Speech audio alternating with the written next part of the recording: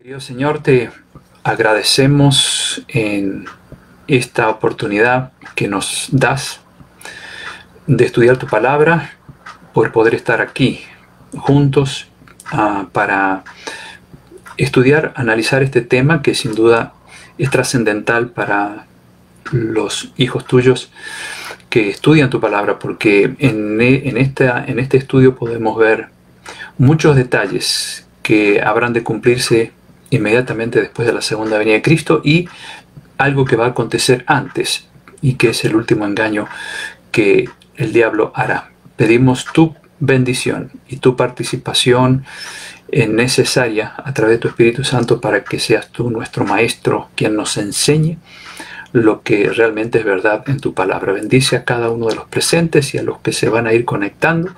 Lo pedimos en el nombre de Jesús. Amén. Bueno, bienvenidos los que ya están conectándose. Los voy a ir saludando de a poco a medida que se vayan sumando. Así que vamos a comenzar con este tema que titulé Las vacaciones del diablo y su último gran engaño. Para algunos de ustedes va a ser un repaso de un tema que ya deben haber estudiado en el pasado, ya sea por su cuenta o lo han escuchado en alguna conferencia o en la iglesia, o lo han escuchado de mí cuando presenté este tema ya hace algunos meses. Apocalipsis capítulo 20, el milenio. ¿Con qué evento se inicia el milenio? Bueno, la segunda venida de Cristo, obviamente. Pero cuando Jesús regrese por segunda vez, ocurre lo que él prometió en San Juan capítulo 5, versículos 28 y 29. Allí Jesús dijo: no se maravillen de esto, porque vendrá hora cuando todos los que están en los sepulcros oirán su voz, la voz de Jesús. Los que hicieron lo bueno saldrán para resurrección de vida, pero los que hicieron lo malo a resurrección de condenación. O sea, el milenio se inicia con una resurrección, que es la resurrección de los buenos, de los que anduvieron en los caminos de Dios, de los que se comprometieron con Dios, ¿no? Y luego Jesús dice que habrá una resurrección también de condenación, y pareciera que son dos eventos juntos, pegaditos. Sin embargo, no es así. La primera resurrección es la de los justos y la segunda es la de los malvados. Pero entre ambas resurrecciones, cuando vamos a Apocalipsis 20, descubrimos que pasan 1000 años, porque la resurrección de los malvados no será en ocasión de la segunda venida de Cristo, sino en la tercera, cuando Él viene a establecer su reino aquí en la tierra. Y son esos malvados que resucitan, ven el premio de los justos, ven la nueva Jerusalén que va a estar aquí depositada en la tierra, la capital de Dios, ¿no? Con la cual vendrán todos los hijos de Dios que habrán estado allá por 1000 años. Y entonces Dios hace justicia. Ven lo que se pierden, ¿no es cierto? Y ellos, pues luego son destruidos, ¿no? Por eso, esa segunda resurrección es una resurrección sin esperanza, es decir, no hay salvación para los que resucitan después del milenio. Son levantados para ser destruidos definitivamente. Bueno, de paso también, después del milenio se va a cumplir lo que dice Ezequiel 28, versículo 19, cuando se habla de Satanás. Allí dice: espanto serás y para siempre dejarás de ser. No va a ser destruido Satanás cuando Jesús venga ahora por segunda vez, sino después del milenio, juntamente con los malvados resucitados y todos los ángeles que le siguen a Satanás, todos los ángeles malvados, ¿no? Así que ahí se cumplirá Ezequiel 28, 19. Espanto serás y para siempre dejarás de ser. Por fin, ¿no es cierto? Pero, repito, y lo vamos a ver después en Apocalipsis 20, será después del milenio cuando el diablo para siempre será aniquilado. Nunca más molestará a nadie, ni ningún otro ángel se le ocurrirá rebelarse contra Dios por todo lo que hemos vivido en esta historia del mundo. el ser humano habrá aprendido la lección, y los ángeles también, de que con el mal no se puede jugar, porque da amargos resultados. Bueno, vamos a ver también a lo largo de Apocalipsis 20 que esta tierra durante esos 1000 años quedará totalmente desolada y vacía. Y vamos a ver varios textos. Y uno de ellos está en Jeremías, capítulo 4, versículo 23 al 28. El profeta Jeremías, arrojando luz a lo que San Juan comenta en Apocalipsis 20, dice: miré a la tierra y era un desierto sin forma, miré al cielo y no había luz, miré a los montes y estaban temblando. Recuerden que Apocalipsis habla de las 7 plagas y bueno, va a haber un terremoto mundial, ¿no? Donde toda isla y todo monte se moverá de su lugar. Aquí Jeremías comenta de ese mismo tiempo. Todas las colinas se estremecían, miré y ya no había ningún hombre, o sea, no va a haber habitante alguno en la tierra. Y todas las aves se habían ido, o sea, no va a haber vida animal. Miré y vi los jardines convertidos en desierto y todas las ciudades estaban en ruinas, todas las ciudades del mundo. La ira terrible del Señor había causado esto. El Señor dice: toda la tierra será arrasada, toda. Pero, dice luego, no la destruiré totalmente. La tierra se llenará de tristeza y el cielo se pondrá de luto. En Isaías 13, 9 al 12 también se describe la situación caótica en que quedará la tierra después de la segunda venida de Cristo, después que Él lleve a su pueblo al cielo. Ya llega el día del Señor, día terrible de ira y furor ardiente que convertirá la tierra en desierto y acabará con los pecadores que hay en ella. Las estrellas dejarán de dar su luz, el sol se oscurecerá apenas salga y la luna no brillará. O sea que los mismos astros van a ser sacudidos en ocasión de la segunda venida de Cristo. Por lo tanto, este mundo será un desierto durante 1000 años. No habrá aquí nadie. Y más adelante les voy a explicar en qué consistirá el último gran engaño. Recuerden lo que acabo de leer para que ustedes conecten luego con lo que voy a mencionar hacia el final. Vamos a ir a Apocalipsis 20 entonces. Versículo 1. Vi a un ángel, de una visión de San Juan, que descendía del cielo. De paso, esto acontece inmediatamente después de la segunda venida de Cristo. Si ustedes leen Apocalipsis 19, hay una serie de simbolismos que tienen que ver con la descripción de la segunda venida de Cristo. Voy a leer solamente el 11, 19-11, que ustedes pueden leer todo luego. Entonces vi el cielo abierto y he aquí un caballo blanco, y el que lo montaba se llamaba Fiel y Verdadero, y con justicia juzga y pelea, describiendo a Jesús, ¿no?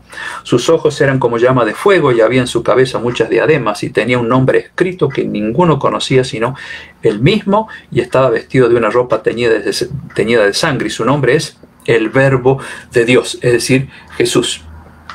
Bueno, esto es una descripción breve del capítulo 19 respecto de la segunda venida de Cristo. No es que viene en un caballo, es una forma simbólica de representar la victoria, ¿no? Jesús viene a buscar su premio, es decir, aquellos que se han preparado para ese día. El Verbo de Dios, Jesús. Entonces, inmediatamente a la segunda venida de Cristo, leemos en el capítulo 20, versículo 1, vi a un ángel que descendía del cielo con la llave del abismo y una gran cadena en la mano. Recuerden que aquí en Apocalipsis hay muchos símbolos. ¿Qué es abismo? Ustedes van a Génesis capítulo 1, ahí versículo 1 dice que el Espíritu de Dios, mientras Dios inicia la creación, dice, se movía sobre la faz del abismo. En Isaías 51:10, que no vamos a leer, pero para los que hacen bien en anotar, allí también hace referencia a la tierra como el abismo. Por lo tanto, esa es la forma en que la Biblia se interpreta sola. No podemos nosotros decir, bueno, abismo debe ser, ¿no? No, es lo que dice la Biblia, es la tierra. Entonces dice que venía este ángel con la llave del abismo y una gran cadena en la mano. Obviamente no es una cadena literal, porque una cadena con la cual luego se ata al diablo no puede atar un espíritu. más bien se refiere a una cadena de hechos, de circunstancias, que ya la vamos a ver. Y dice, versículo 2, y prendió al dragón, de serpiente antigua, que es el diablo y Satanás, a Satanás, y lo ató por 1000 años. Lo ató por 1000 años. Y lo arrojó al abismo, es decir, a la tierra. Lo encerró, o sea que ese ángel no va a permitir que el diablo salga de aquí a ninguna parte. Y puso su sello sobre él para que no engañase más a las naciones, hasta que fuesen cumplidos 1000 años. Y después de esto debe ser desatado por un poco de tiempo. O sea, ese hasta nos quiere decir de que este diablito, ¿no es cierto?, si bien va a estar inactivo aquí en la tierra durante 1000 años, porque no va a haber a quién engañar, ¿no? Está atado en ese sentido, simbólicamente. Atado porque él va a decir, bueno, ¿y ahora a quién voy a engañar? Si va a ser lleno el mundo de cadáveres, de personas que no se prepararon para la segunda venida de Cristo, personas que le dieron la espalda a Dios, que no se comprometieron con Él. Y por lo tanto, esto va a ser un lugar lleno de personas muertas por la gloria de Cristo. Entonces Él no tiene nada que hacer. En ese sentido está atado con esa cadena simbólica. No puede engañar a nadie porque no hay nadie a quien engañar. Mientras tanto, el pueblo de Dios disfruta de la primera parte de la eternidad en el cielo.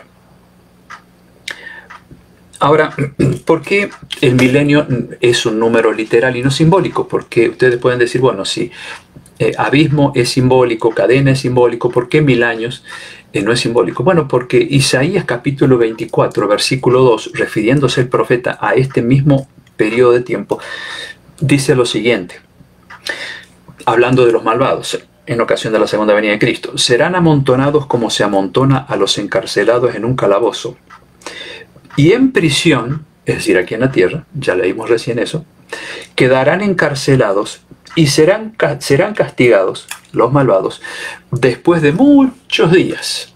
A Isaías no se le reveló 1000 años como a San Juan, pero a San Juan se le dijo que esos muchos días serían 1000 años. De ahí es que el milenio debe ser interpretado literalmente y no simbólicamente, porque ya tenemos la información del profeta Isaías del Antiguo Testamento diciendo que los malvados van a ser castigados después que hayan sido muertos. En ocasión de la segunda venida de Cristo serán castigados después de muchos días, es decir, después de 1000 años. Por eso esa es la segunda resurrección de la cual Jesús habló en San Juan capítulo 5, que mencioné al principio, ¿no? La resurrección de condenación. Serán castigados después de esos 1000 años.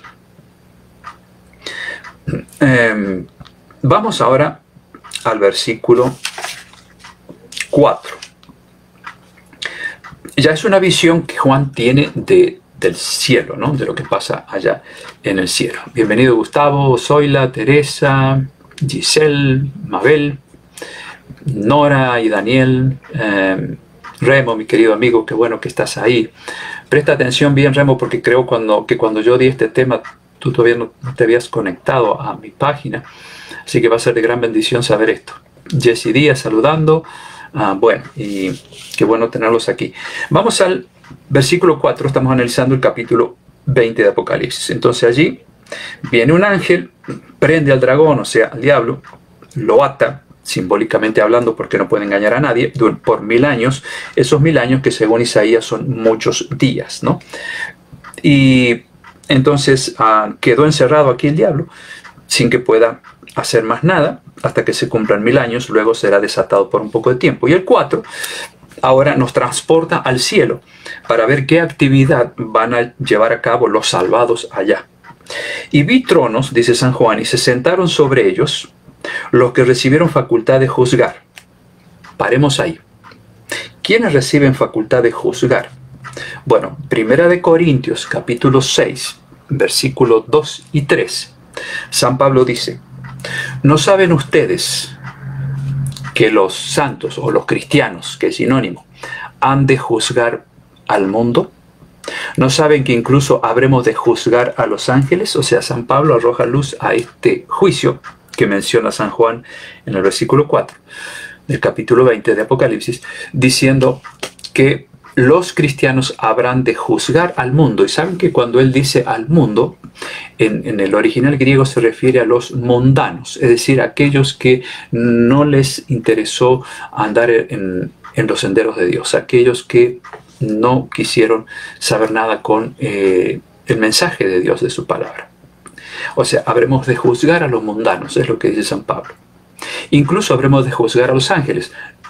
Obviamente no a los ángeles buenos, sino a los ángeles malos. También ellos tienen su juicio.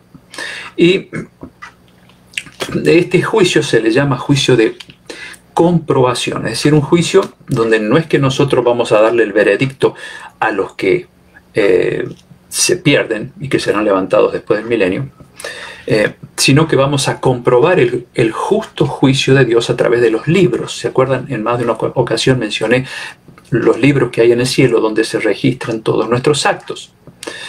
Allí se registra también, está el libro, entre tantos otros libros, está el libro de la vida, donde aquellos que han entregado su corazón a Jesús y se bautizaron como una demostración de amor y de compromiso con Dios, son registrados como hijos de Dios allí en el libro de la vida. Pero también está el libro de la muerte, donde están registrados todos los que no se quisieron comprometer con Dios. Y otros libros también hay, son muchos, pero básicamente menciono esos dos.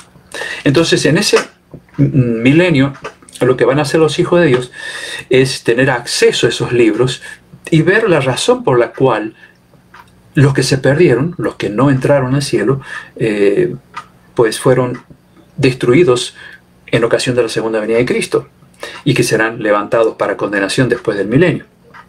Y allí entonces cada uno tendrá suficiente tiempo, 1000 años, imagínense, para leer esos libros y entender que el juicio que Dios hace sobre esa gente es un juicio justo. Dios podría decir, bueno, confíen en mí, punto, ¿para qué les voy a demostrar mi juicio a través de los libros? Pero Dios es tan amoroso, tan justo, tan misericordioso, que Él no quiere que nadie tenga la más pequeña duda de la justicia divina. Para eso Dios, libre albedrío otra vez, allí tiene los libros y dice, hijos míos, ahí tienen todos los registros de cada uno de los seres humanos que existieron desde Adán hasta el momento en que Jesús venga por segunda vez, y la razón por la cual ellos no merecen el cielo. Y allí podrán descubrirse muchos pecados ocultos que dice San Pablo en el libro de Romanos, ¿no? Que los hombres serán juzgados de acuerdo también a sus pecados ocultos, porque a veces podemos juzgar que una persona ha sido buena y que se merece el cielo por sus acciones y por sus palabras, pero en realidad nunca hemos sabido si esa persona o esas personas tenían pecados ocultos que los llevaron a que Dios tomara la decisión de no salvarlos. Solo Dios sabe eso. Por eso es que en esos libros estarán todos los detalles escritos por los ángeles de Dios, que son los que toman nota de nuestras acciones. ¿Sí? Entonces, eso es el juicio que harán los hijos de Dios durante el milenio y que menciona aquí en el versículo 4. Vi tronos, se sentaron sobre ellos los que recibieron la facultad de juzgar. Vi las almas de los decapitados por causa del testimonio de Jesús y por la palabra de Dios. Los que no habían adorado a la bestia ni a su imagen, un día vamos a estudiar este tema, y que no recibieron la marca en sus frentes ni en sus manos, y vivieron y reinaron con Cristo 1000 años. ¿Dónde? En el cielo. ¿Por qué? Porque aquí la tierra estará desolada y vacía. No va a haber nadie, solamente el diablo. Por eso muchos dicen, yo no quisiera quedarme en la tierra después que Jesús venga, porque me voy a quedar con el diablo. Por eso aquí no va a haber nadie a quien engañar. El diablo estará atado en ese sentido, de que no podrá contar con ningún ser vivo para engañarlo. Bueno, entonces ahora vamos al versículo 5. Seguimos con el capítulo 20 de Apocalipsis. Pero los otros muertos no volvieron a vivir hasta que se cumplieron 1000 años. ¿Quiénes son los otros muertos? De los cuales Jesús habló en San Juan capítulo 5, cuando dice que habrá dos resurrecciones: resurrección de los justos en ocasión de la segunda venida de Cristo y resurrección de condenación para los injustos después del milenio. Y es lo que San Juan menciona aquí. Los otros muertos no volvieron a vivir, o sea, no resucitaron hasta que se cumplan 1000 años. Pero recuerden que esa ya no es resurrección de vida eterna, sino resurrección de perdición para siempre. Versículo 6. Por eso aquí San Juan dice, bienaventurado y santo, feliz, ¿no? ¿Se acuerdan cuando estudiamos las 7 bienaventuranzas del Apocalipsis? Que esta palabra quiere decir feliz, feliz, feliz, 3 veces feliz. Bueno, bienaventurado y santo el que tiene parte en la primera resurrección, cuando Jesús venga. La segunda muerte no tiene potestad sobre esto, sino que serán sacerdotes de Dios y de Cristo y reinarán con él 1000 años. ¿Qué está queriendo decir aquí? Bueno, aquel que resucita cuando Jesús venga por segunda vez es un bienaventurado, porque esa resurrección significa vida eterna. Y dice que la segunda muerte, ¿cuál es la segunda muerte? Bueno, ser resucitado y volver a morir. Es la resurrección que van a experimentar los malvados y luego la muerte, es decir, la segunda muerte, porque ya murieron aquí antes de la segunda venida de Cristo, murieron una vez, pero van a volver a morir después del milenio, y esa segunda muerte no representa ninguna esperanza de vida eterna para nadie. La segunda muerte significa definitivamente destruidos, aniquilados, porque no merecieron el cielo. Vamos al versículo 7. Cuando los 1000 años se cumplan, Satanás será suelto de su prisión. ¿Cuál era la prisión? El abismo. ¿Cuál es el abismo? La tierra. ¿Por qué estaba en una prisión? Bueno, porque Dios no le va a permitir a él salir hacia ningún lado. Va a quedar aquí, solito, meditando durante 1000 años acerca de todo el mal que hizo a lo largo de 6000 años que llevamos ya desde la creación. Miren que Dios es sabio en lo que hace. Porque Dios podría destruirlo en ocasión de la segunda venida de Cristo y se terminó el diablo. Sin embargo, lo va a dejar aquí meditando, encerradito, como si fuera una cárcel, así como pasa con los delincuentes, que mientras están allí tienen suficiente tiempo para pensar en el mal que hicieron y para arrepentirse de lo que hicieron. Pero en el caso del diablo no va a haber arrepentimiento. Él va a pensar, reflexionar, ver ese inmenso campo de cadáveres que será esta tierra como los trofeos que él logró juntar durante los 6000 años de pecado. Y obviamente que le va a doler en su corazón. Y va a sentir mucho remordimiento por la rebelión que él tuvo desde que cayó desde el cielo hasta aquí y llegó aquí a la tierra a hacer tanto daño a la humanidad. Sin embargo, como él pecó contra el Espíritu Santo, pues no va a sentir arrepentimiento. Porque vamos a ver qué es lo que va a hacer él cuando Cristo traiga a su pueblo con la Nueva Jerusalén, que es la gran ciudad de Dios, y se pose aquí en la tierra. Bueno, versículo 7 dice que cuando se cumplan entonces los 1000 años, Satanás va a ser suelto de su prisión. Y versículo 8, aquí ya lo vemos activo, ya no está atado como al principio. Dice que el diablo saldrá a engañar a las naciones que están en los 4 ángulos de la tierra, o sea, norte, sur, este y oeste, a Gog y a Magog, a fin de reunirlos para la batalla, el número de los cuales es como la arena del mar. Bueno, aquí entonces el diablo tiene trabajo. ¿De dónde viene ese trabajo? Bueno, del hecho de que ahora tiene seres a quienes volver a engañar. ¿Quiénes son esos seres? Los malvados que resucitan en ocasión de la tercera venida de Cristo, cuando Él viene a establecer su reino aquí. Y dice que los malvados son incontables como la arena del mar. Millones y millones y millones de todas las épocas. Así también son incontables los que se van a salvar. Si ustedes leen Apocalipsis 7, versículo 9, cuando Juan ve en visión a los que van a estar con Cristo en el cielo, dice que es un número que no se podía contar. Así que ¿por qué nosotros no vamos a estar en ese número? ¿No? Si hacemos lo que Dios manda, vamos a estar en el número de los que van a estar en el cielo. Y no en ese gran número de los que van a estar aquí siendo condenados en la tierra. Ojalá que tomemos de buenas decisiones, ¿no? Bueno. Y acá se menciona 2 nombres. Dice, sale a engañar a las naciones que están en los 4 ángulos de la tierra, Gog y Magog. Hay muchas palabras extraídas del Antiguo Testamento y de personajes reales y que se usa en forma simbólica en el Apocalipsis. Por ejemplo, Gog, si ustedes van a Ezequiel 38 y 39, Gog era un cruel enemigo del pueblo de Dios, así como Magog. Entonces aquí Gog es un símbolo de los malvados, de los que le dieron la espalda a Dios, de los que no decidieron amarlo y obedecerlo, ¿no? Se usa Gog en este sentido, como un símbolo de los malvados.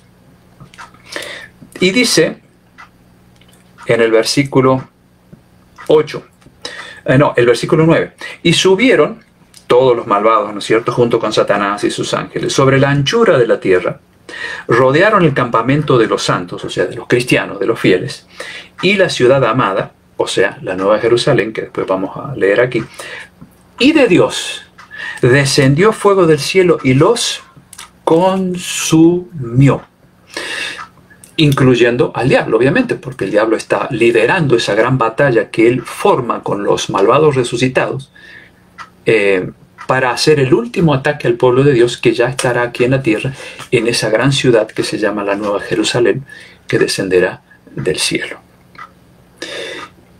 Y fíjense, dice, serán consumidos. Ezequiel 28:19, recordando lo que mencioné hace un ratito, allí se habla de que el diablo será espanto y para siempre dejará de ser. Aquí dice será consumido. Salmo 104:35 dice allí, sean consumidos de la tierra los pecadores y los malvados dejen de existir. Por lo tanto, no va a haber un infierno que arde eternamente, porque dice que los malvados serán consumidos y, como dice el rey David, dejarán de existir. Ese castigo es una vez y para siempre, para aniquilar a los malvados de la tierra, y de esa manera la justicia de Dios caerá sobre ellos. Versículo 10. Seguimos en el capítulo 20 de Apocalipsis. Y el diablo que los engañaba, ¿a quiénes? A los malvados que son resucitados, ¿no? Fue lanzado en el lago de fuego y azufre, donde estaban la bestia y el falso profeta. Un día vamos a estudiar de estos dos seres. Y serán atormentados día y noche por los siglos de los siglos. Entonces muchos toman este versículo para decir, bueno, ve, aquí dice día y noche son atormentados por los siglos de los siglos, es decir, eternamente hay un infierno. Pero no puede haber contradicción en la Biblia. Si anteriormente dice serán consumidos, es obvio que esa expresión por los siglos de los siglos en griego expresa claramente una duración indeterminada. No sabemos si será 1 año, 2 años, 3 años, pero 3 años, pero es un tiempo en que el diablo va a estar sufriendo mucho más que las personas que él engañó. Por lo tanto, ese por los siglos de los siglos no quiere decir eternamente, sino San Juan no diría que serán consumidos, sino más bien un tiempo largo, indeterminado, como lo expresa el griego original. Bueno, y dice el versículo 11, y vi un gran trono blanco, estaba allí en la Nueva Jerusalén, y el que estaba sentado en él, de delante del cual huyeron la tierra y el cielo, y ningún lugar se encontró para ellos. Versículo 12, vi a los muertos, grandes y pequeños, de pie ante Dios, el juicio, y los libros fueron abiertos, algo de lo que comenté recién, y otro libro fue abierto, el cual es el libro de la vida, donde están registrados todos los que se salvan, y fueron juzgados los muertos por las cosas que estaban escritas en los libros según sus obras. Es decir, ese es el juicio de comprobación en el cual participarán todos los salvados en el cielo. Juzgarán a los muertos que no resucitaron en ocasión de la segunda venida de Cristo y que serán destruidos después del milenio. Y el mar entregó a los muertos que había en él, y la muerte y el Hades, que quiere decir sepulcro, entregaron los muertos que había en ellos y fueron juzgados cada uno según sus obras. Y la muerte y el Hades fueron lanzados al lago de fuego. Esta es la muerte segunda. Aquí simbólicamente se habla de que la muerte va a ser lanzada al lago de fuego. El lago de fuego no puede quemar algo que es una palabra, ¿no? Un hecho, la muerte, el Hades, el sepulcro. Simbólicamente ese fuego representa que Dios va a destruir para siempre la muerte. Y el que no se halló, dice el versículo 15, es el último versículo del capítulo 20. El que no se halló inscrito en el libro de la vida fue lanzado al lago de fuego. Entonces, destruido para siempre junto con Satanás. Entonces, Vamos ahora a ver algunos aspectos más. Y cuando Jesús regresa entonces por tercera vez, ¿dónde Él pone sus pies? Porque recuerden, en la segunda venida, Él no va a poner sus pies aquí en la tierra. Ya vamos a ir a eso. Y tiene mucho que ver con el último gran engaño del diablo. Él enviará a sus ángeles, dice Mateo 24, 30, 31. Él enviará a sus ángeles para recoger a los salvados. Él no toca la tierra. Pero en la tercera venida sí. Zacarías capítulo 14, versículo 4 dice: y se afirmarán sus pies, los pies de Jesús, en aquel día, después del milenio, sobre el monte de los olivos, que fue testigo de los sufrimientos de Cristo, que está enfrente de Jerusalén al oriente, y el monte de los olivos se partirá por el medio hacia el oriente, haciendo un gran valle muy grande. Entonces, aquí vemos una descripción que San Juan no menciona específicamente en el capítulo 20 de Apocalipsis, pero sí el profeta Zacarías, que escribió centenares de años antes de San Juan, complementando esa idea de que cuando Jesús regresa con la Nueva Jerusalén, una ciudad grandísima, no se asemeja a la ciudad más grande que existe en este mundo. Allí las medidas que da en el capítulo 21 es como que tiene 2.500 kilómetros de cada lado. O sea, es una ciudad inmensa y no como la imaginamos nosotros, con edificios uno pegado al lado de otro. No, es una ciudad donde hay valles, montañas, ríos. Es un paraíso maravilloso. Y al medio de esa gran ciudad está el trono de Dios, donde Dios mora, ¿no?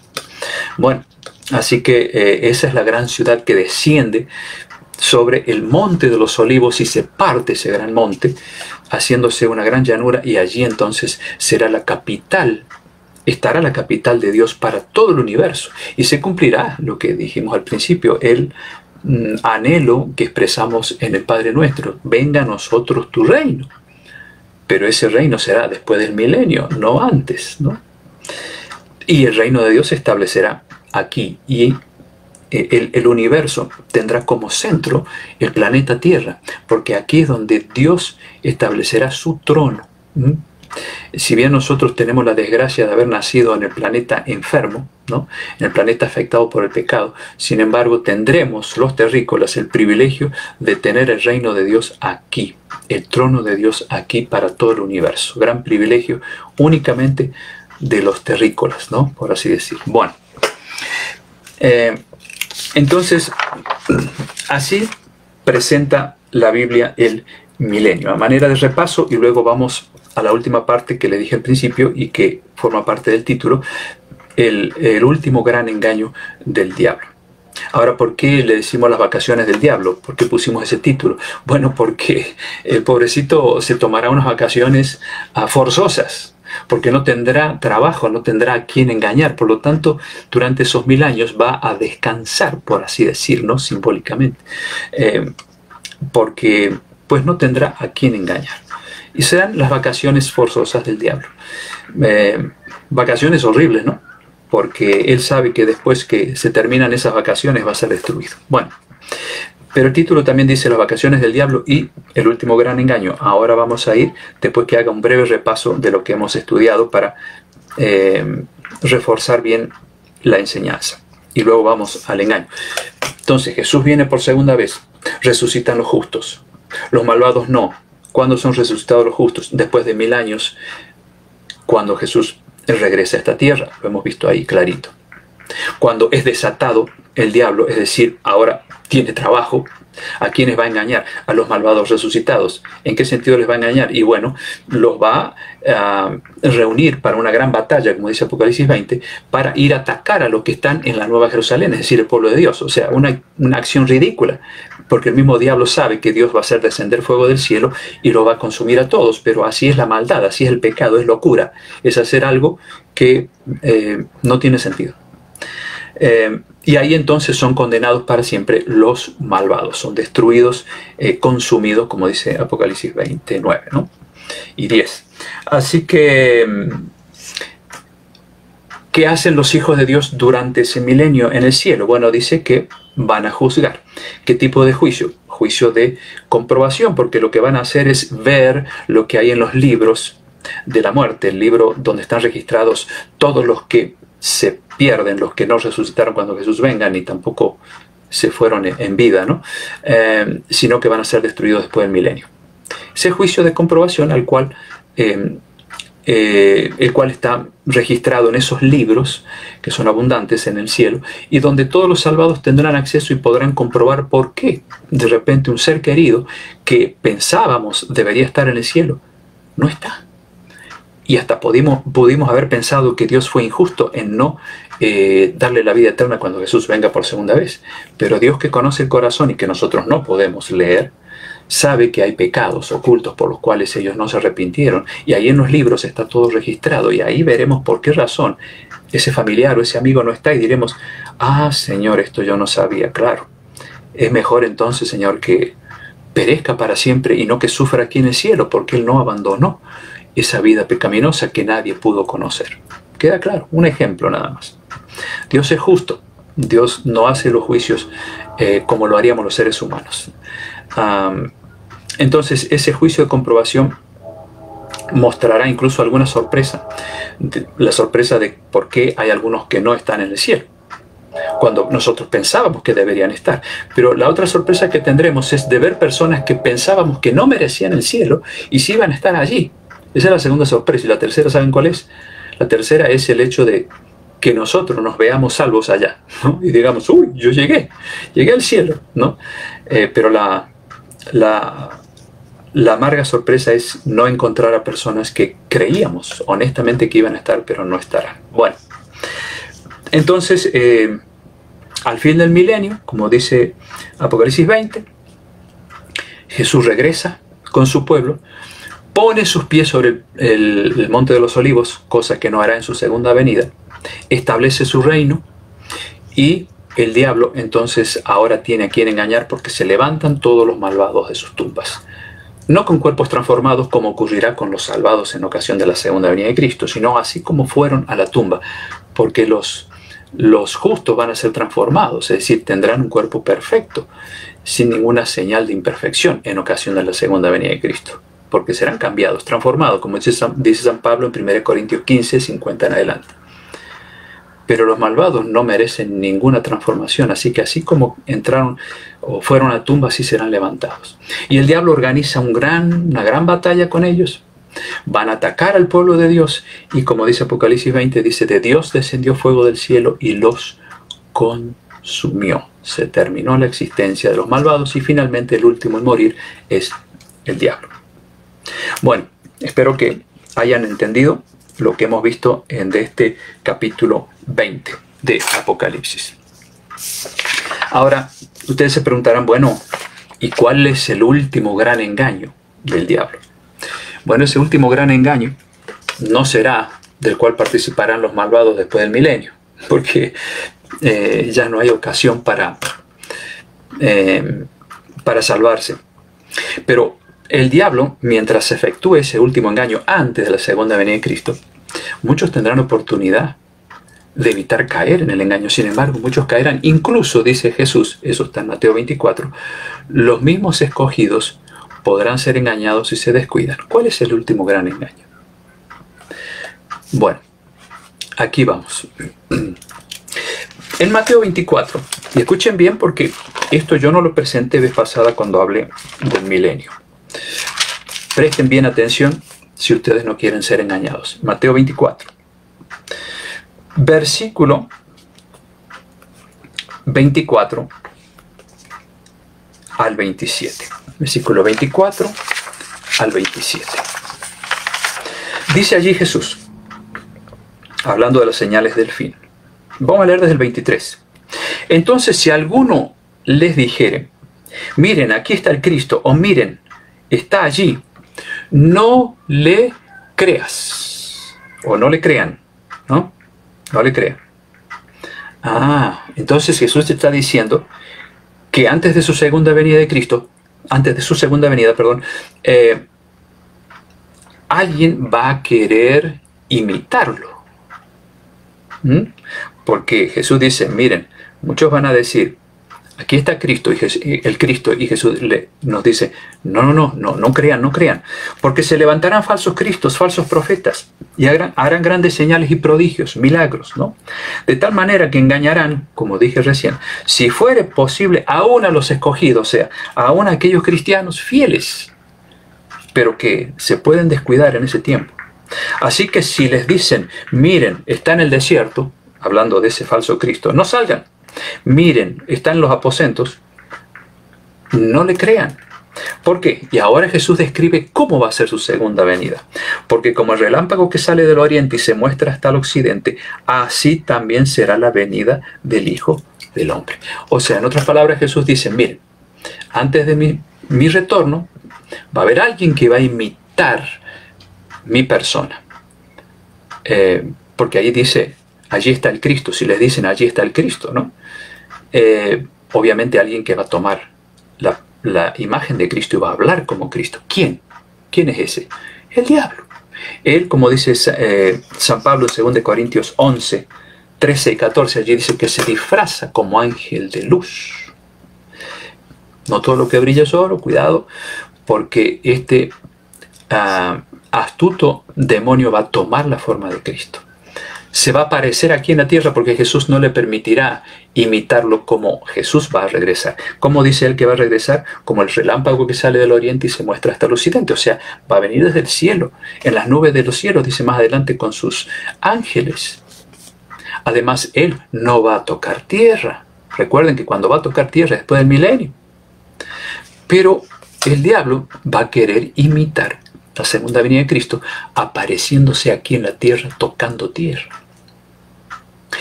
Y dice que aún los escogidos pueden ser engañados si se descuidan. Ahora, ¿cómo el diablo está preparando este gran engaño?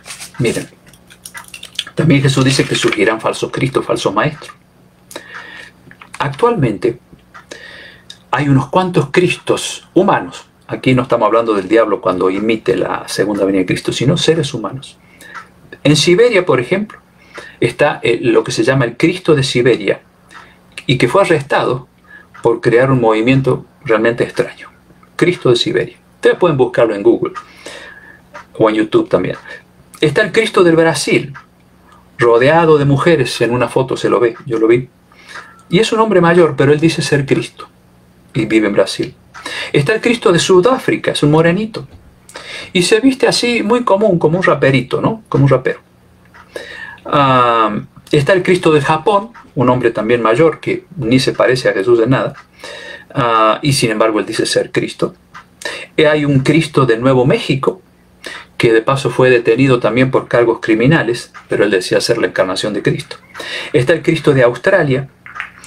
Interesante este caso porque la esposa de él se llama Magdalena y ella dice que es la resurrección de Magdalena, o sea, es la María Magdalena de la Biblia que ahora está casada con Jesús. Un total disparate. Jesús no se casó nunca con nadie, ni tuvo novia con nadie, ni fue novio de nadie, porque su misión no era venir aquí a formar pareja, vino aquí a salvarnos.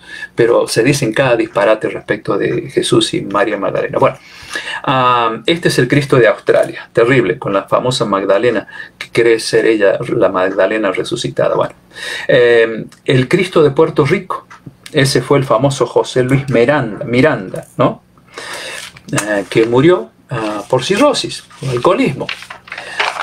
Yo vi una vez un video donde está él ya en sus últimos momentos de su vida, ya apagado, y su esposa, y dice, bueno, yo no me aflijo por el hecho de que mi esposo vaya a morir, porque como él es la encarnación de Cristo, dentro de pocos días mi esposo va a resucitar y nuevamente va a estar con su iglesia.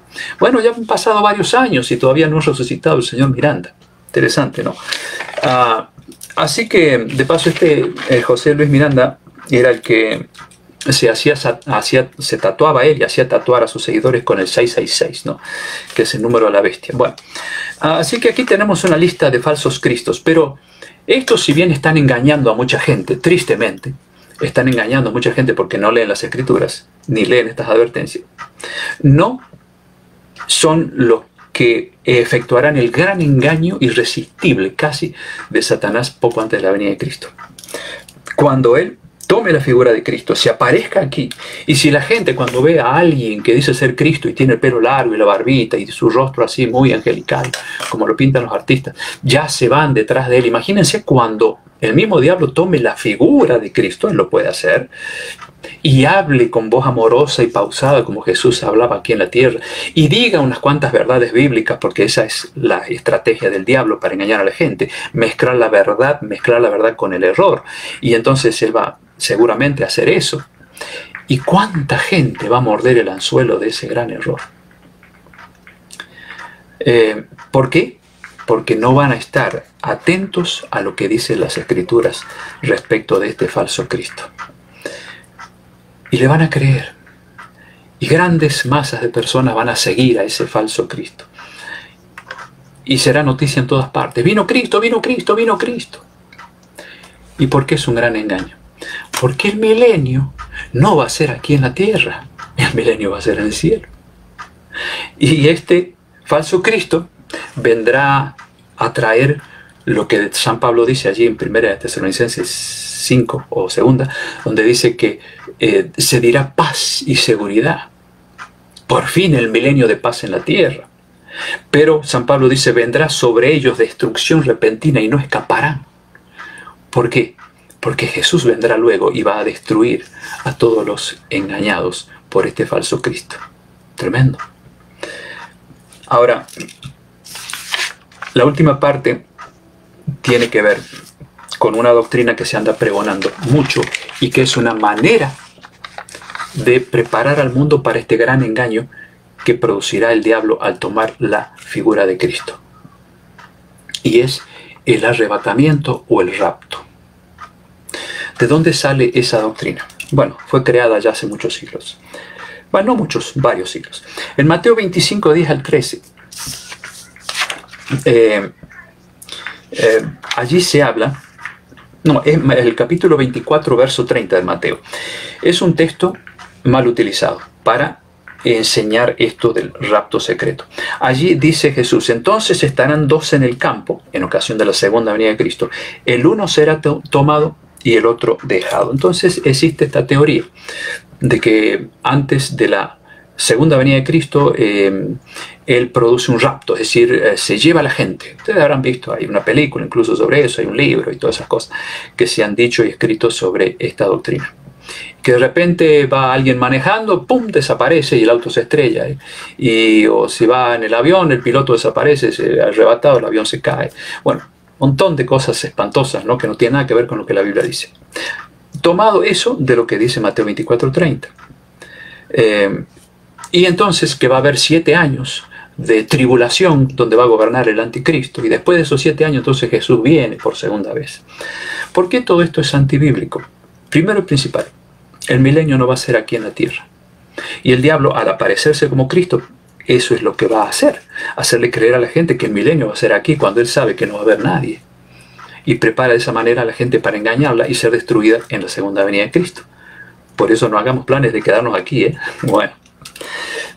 Ahora, fíjense que en torno al capítulo 24, que habla de las señales de la venida de Cristo y de cómo vendrá Jesús y todo eso,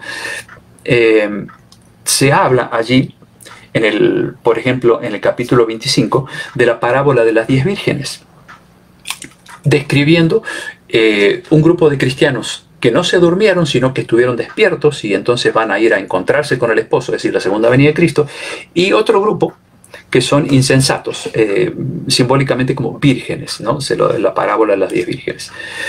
Es decir, que no se prepararon y por lo tanto cuando viene el esposo, que en este caso es Cristo, no podrán ellos ir con él, porque son este grupo de escogidos de los cuales Jesús advirtió cuidado, porque aún los escogidos pueden ser engañados. Bueno, entre ese grupo de escogidos están esas 5 vírgenes, grupo de personas que se durmieron en su vida espiritual y cuando llegó el esposo, o sea Cristo, se despertaron, pero ya era demasiado tarde. ¿Qué pasó con ese grupo? No entró. Por lo tanto, no cabe aquí una segunda oportunidad para la gente que no se va al cielo cuando Jesús venga, que es lo que o después del rapto, como pregonan con la doctrina del rapto. Hebreos 9:27 dice, está establecido que los hombres mueran una sola vez y después de esto el juicio. No dice San Pablo que los hombres mueran una sola vez y después una segunda oportunidad. Porque lo que pregonan la teoría del rapto o la doctrina del rapto es de que va a haber una segunda oportunidad. Es decir, los que no se van ahora con Cristo al cielo van a tener una segunda oportunidad durante 7 años mientras el anticristo esté gobernando aquí en la tierra. Pero en la Biblia no se habla nunca de una segunda oportunidad. 2 Corintios 6:2, allí San Pablo dice, hoy es el día de salvación, no dice, en el futuro tendrás otra oportunidad. En Mateo 24 se habla de lo que pasó con Noé. Había 2 clases, una clase que fue tomada, es decir, salvada, porque recuerden que allí en Mateo 24 dice, unos serán tomados, otros dejados. Bueno, en realidad compara Jesús el tiempo de su segunda venida con el tiempo de Noé. ¿Qué pasó con Noé? Un grupo fue tomado, Noé y su familia se salvaron, y otra fue dejada. Que ese es otro grupo, la gran mayoría de los antediluvianos, que se perdieron porque no creyeron en el diluvio. En el caso de Lot pasa lo mismo. Hay 2 clases de personas. Una que fue tomada, es decir, Lot y su familia, para que huyeran de la destrucción de Sodoma y Gomorra, y la otra fue dejada, es decir, quienes quedaron para ser exterminados, todos los malvados que murieron en Sodoma y Gomorra por su vida pecaminosa. Entonces nunca se habla en esas historias de una segunda oportunidad.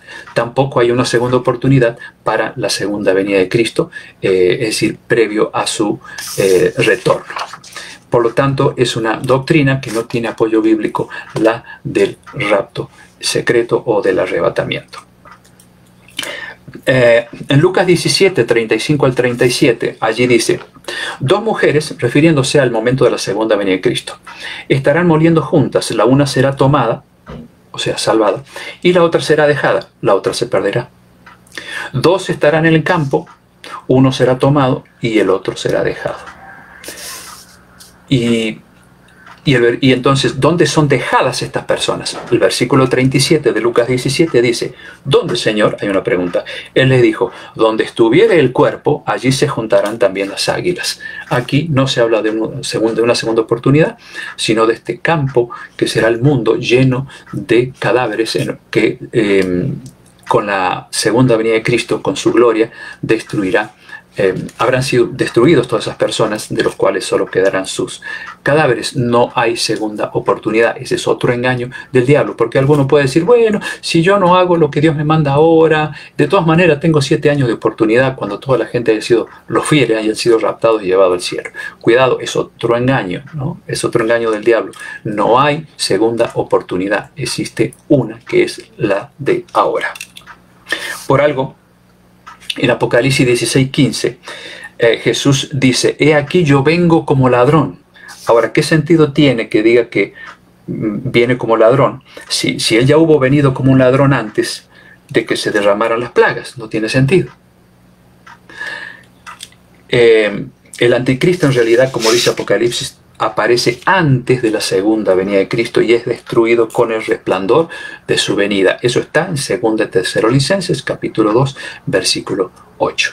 Por lo tanto, el anticristo no es alguien que se va a levantar después del arrebatamiento de los hijos de Dios al cielo, sino antes. Y eso está en Apocalipsis 13 también. Hay que estudiar. Un día lo vamos a estudiar ese capítulo, claro.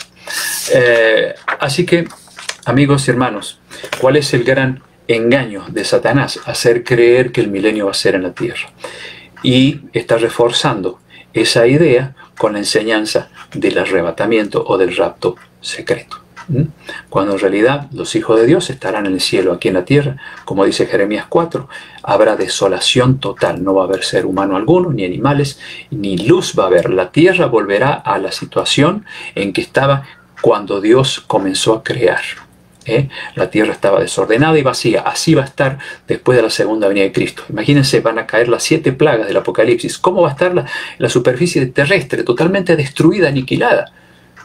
¿Puede un ser humano vivir en un estado caótico así, donde ni agua va a haber, no va a haber ni luz, no va a haber ser humano alguno, no va a haber animales, no va a haber vegetación, porque las 7 plagas habrán aniquilado buena parte de la tierra y con la segunda venida de Cristo se terminará de destruir toda la creación? Después del milenio Dios tiene que recrear la tierra otra vez. Pero mientras tanto estará aquí la tierra desolada y vacía. Así que hagamos planes para irnos con Cristo allá. No nos quedemos aquí. Y cuidado, porque el gran engaño del diablo es ese. Jesús lo dijo en Mateo 24. Si les dicen, está aquí, no vayan. Está allá, no vayan. No sean engañados. Yo no voy a aparecer así, ni tampoco voy a tocar la tierra. Él enviará a sus ángeles a buscar a los escogidos y los llevará al cielo. Pero el diablo va a aparecer aquí. Y aquel que no estudie la palabra de Dios y no sepa estas cosas, va a caer en esta trampa. Bueno, espero que haya sido claro con esta exposición, que lo hayan podido entender. Si hay algún detalle que se les escapó, ya saben que esto queda grabado, lo pueden volver a ver. Pero es importante saber esto porque el diablo se está preparando para el gran engaño final y ustedes ya saben ahora de qué se trata. Muy bien, quiero saludar a Zoila, María Estrada, quien más está aquí, Dani, Santillán, Teresita Sánchez, Natalia. Ella dice, ni hablar que hay un grupo de cristianos en China que Cristo vino encarnado en mujer. Sí, también hay otro caso, ¿no? Sí, conozco ese caso, Natalia, qué bueno que lo menciones.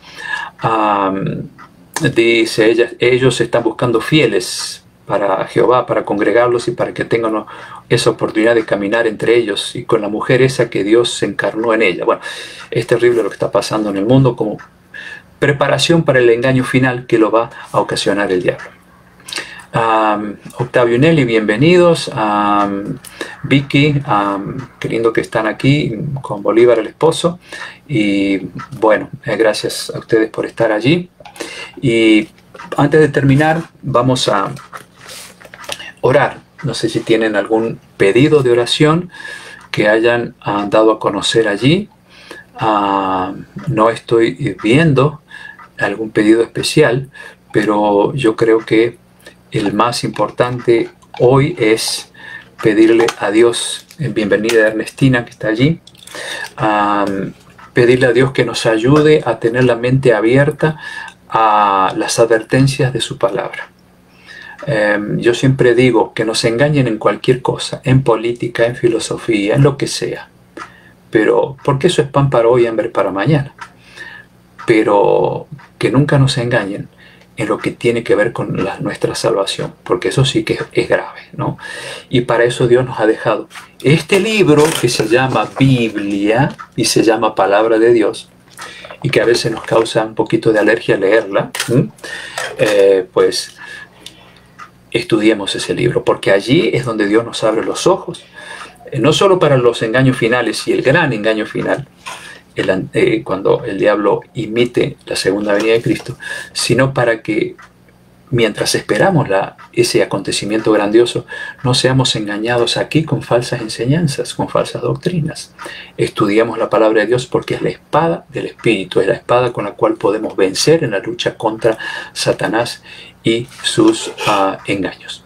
Bueno, si no hay pedidos, vamos a poner en oración a ¿no? De que Dios nos ayude a amar su palabra, a estudiarla, a leerla, a asimilarla bien, para que estemos listos para ese gran milenio que pronto se iniciará con la segunda venida de Cristo y gozaremos de esa primera parte de la eternidad en el cielo y luego esta tierra que será un caos total durante el milenio. Dios la convertirá en un cielo nuevo y una tierra nueva donde mora la justicia, como dice San Pedro, ¿no?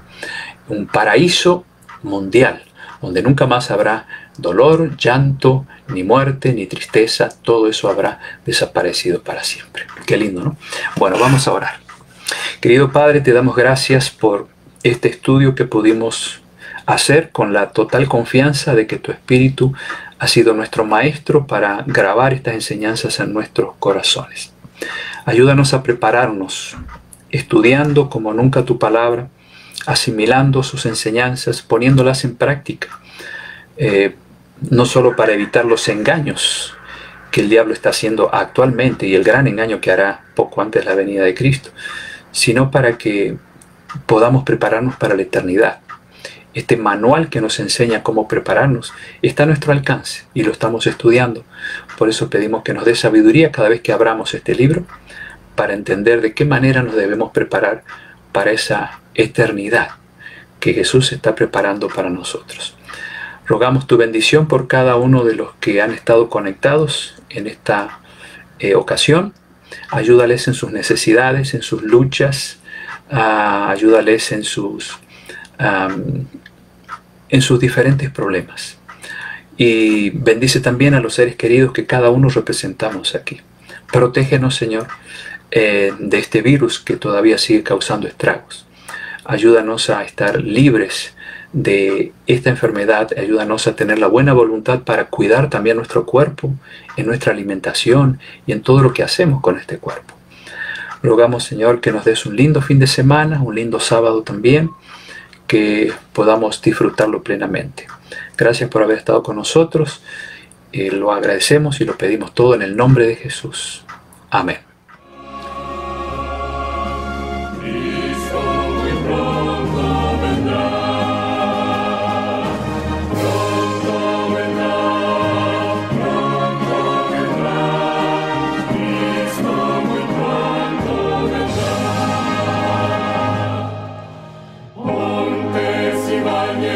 Canciones